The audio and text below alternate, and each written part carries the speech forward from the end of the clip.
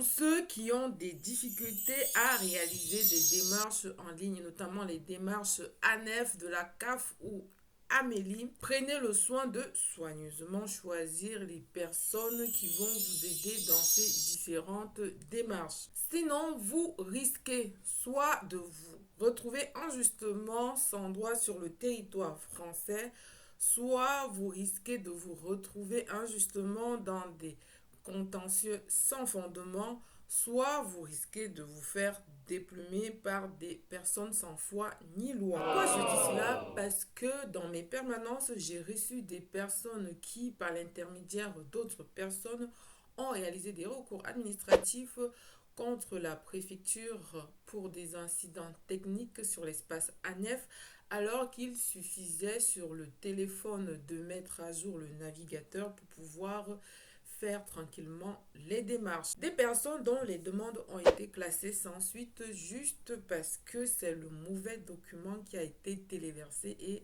envoyé à l'agent instructeur sur le site de la nef. Sans compter certains usagers dont on leur impose des tarifs faramineux pour pouvoir vérifier l'état d'avancement de leur démarche sur le site de la nef. Pour éviter de vous retrouver dans cette situation, prenez le soin de choisir des personnes qui ont des compétences dans le numérique et qui ont un vocabulaire assez riche, surtout à ce qui concerne les démarches ANEF. Avoir des compétences numériques ne voudrait pas dire être capable de scroller au quotidien sur des réseaux sociaux comme TikTok, Instagram ou Facebook. Avoir des compétences numériques, c'est être capable d'identifier les difficultés qui vous empêchent de réaliser vos démarches administratives sur votre téléphone, sur votre portable ou encore sur votre tablette. Avoir des compétences numériques, c'est notamment résoudre les problèmes, notamment du niveau 1 ou 2 en matière du numérique pour pouvoir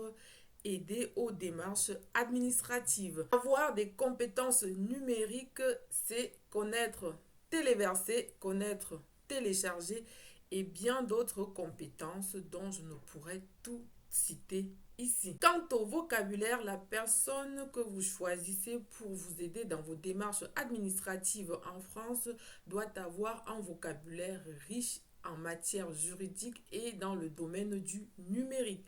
Point n'est besoin d'avoir fait des études de droit ou d'informatique pour pouvoir avoir ce vocabulaire. La pratique en elle-même suffit pour pouvoir obtenir ce vocabulaire.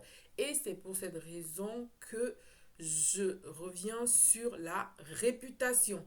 La personne que vous choisissez pour vos démarches administratives doit avoir une réputation.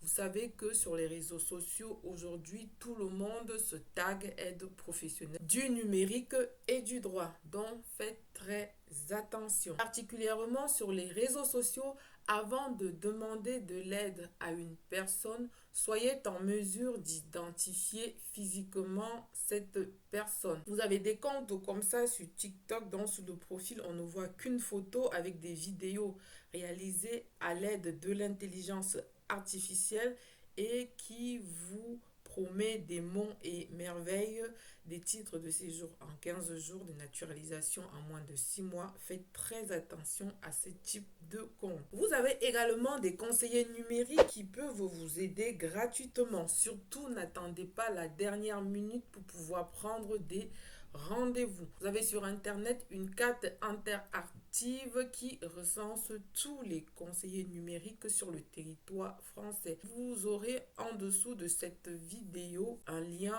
de cette carte interactive. Sachez également que vous pouvez vous former aux usages des outils du numérique et enrichir votre vocabulaire juridique et numérique pour pouvoir par vous-même faire vos démarches administratives et assurer également le suivi. Il est vrai que pour acquérir ces compétences, ça peut prendre un peu de temps et si vous ne savez pas par où commencer, que ce soit pour l'enrichissement de son vocabulaire ou comment commencer pour pouvoir avoir des compétences numériques, n'hésitez pas de nous contacter. Comme dit l'adage, on n'est jamais mieux servi que par soi-même. En français facile, autrui ne réalisera jamais un travail désiré aussi bien que soi-même. Sur ces différents adages à méditer, je vous dis bon courage à vous dans vos multiples démarches administratives.